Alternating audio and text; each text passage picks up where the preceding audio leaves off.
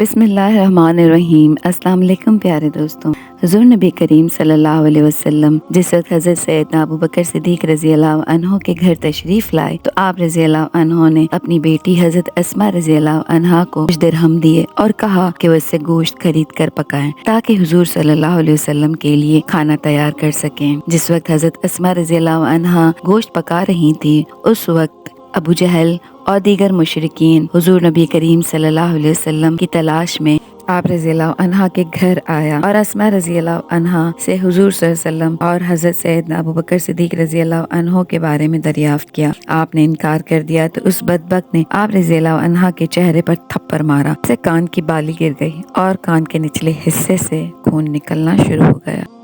حضور نبی کریم صلی اللہ علیہ وسلم جس وقت گھر سے نکلے تھے تو آپ نے مکہ مکرمہ کے بازار میں کھڑے ہو کر خانہ کعبہ کو دیکھا اور فرمایا، مجھے اور اللہ کو تو بہت محبوب ہے، مگر یہاں کے رہنے والے مجھے یہاں سے نکلنے پر مجبور کر رہے ہیں۔ اگر یہ مجھے مجبور نہ کرتے تو میں ہرگز یہاں سے نہ جاتا۔ حضور نبی کریم صلی اللہ علیہ وسلم اور حضرت سیدنا ابو بکر صدیق رضی اللہ عنہ مکہ مکرمہ کی حدود سے باہر نکلے اور جنوب کی سمت روانہ ہوئے جو ملک یمن کی جہت پر تھا۔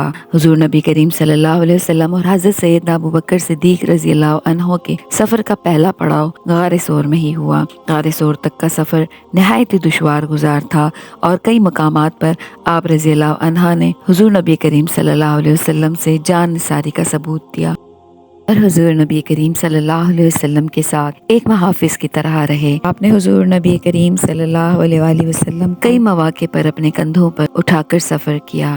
حضرت سیدنا ابو بکر صدیق رضی اللہ عنہ فرماتے ہیں، جب میں اور حضور نبی کریم صلی اللہ علیہ وسلم مکہ مکرمہ سے نکلے تو ساری رات سفر کے بعد صبح کے وقت راستے میں سراقہ بن مالک بن جاسم کنانی نے ہمیں آن لیا۔ میں نے جب اسے دیکھا تو رو پڑا اور حضور نبی کریم صلی اللہ علیہ وسلم سے عرض کیا، یا رسول اللہ صلی اللہ علیہ وسلم یہ ہماری تلاش میں ہے۔ آپ صلی اللہ علیہ وسلم نے فرمایا، غم نہ کھاؤ، یقیناً اللہ ہمارے ساتھ ہے۔ جب کچھ دیر بعد سراقہ ہمارے نزدیک آ گیا تو میں نے پھر روتے ہوئے حضور نبی کریم صلی اللہ علیہ وسلم سے عرض کیا، یا رسول اللہ صلی اللہ علیہ وسلم اس نے ہمیں آن لیا ہے۔ حضور نبی کریم صلی اللہ علیہ وسلم نے فرمایا، اے ابو بکر روتے کیوں ہو؟ میں نے عرض کیا، یا رسول اللہ صلی اللہ علیہ وسلم میں اپنے لیے نہیں بلکہ آپ صلی اللہ علیہ وسلم کے لیے روتا ہوں کہ خدا نہ خواستہ یہ آپ کو کہیں نقصان نہ پہنچا دے۔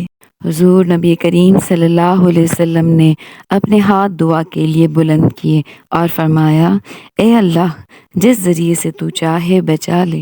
حضرت ابو بکر صدیق رضی اللہ تعالیٰ عنہ فرماتے ہیں کہ حضور نبی کریم صلی اللہ علیہ وسلم کا یہ کہنا تھا کہ سراقہ کا گھوڑا پیٹ تک زمین میں دھس گیا اور وہ چھلانگ لگا کر گھوڑے سے نیچے آ گیا اور عرض کرنے لگا کہ مجھے معلوم ہے کہ یہ کام آپ صلی اللہ علیہ وسلم کا ہے۔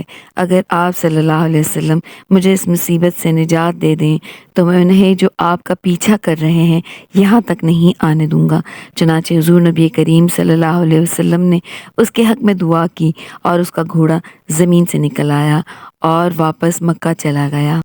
غار ثور کی طرف جاتے ہوئے راستے میں حضرت سیدنا ابو بکر صدیق رضی اللہ عنہ کبھی حضور نبی کریم صلی اللہ علیہ وسلم کے آگے چلنا شروع ہو جاتے اور کبھی پیچھے، کبھی دائیں کبھی بائیں چلنا شروع ہو جاتے۔ حضور نبی کریم صلی اللہ علیہ وسلم نے پوچھا، اے ابو بکر کیا معاملہ ہے؟ تم پریشان کیوں ہو؟ حضرت سیدنا ابو بکر صدیق رضی اللہ عنہ نے فرمایا، یا رسول اللہ صلی اللہ علیہ وسلم مجھے ڈر ہے کہ کوئی آپ صلی اللہ علیہ وسلم پر حملہ آور نہ ہو جائے۔ حضور نبی کریم صلی اللہ علیہ وسلم نے فرمایا، ابو بکر تمہارا ان دو کے بارے میں کیا خیال ہے جن کے ساتھ تیسرا اللہ ہو؟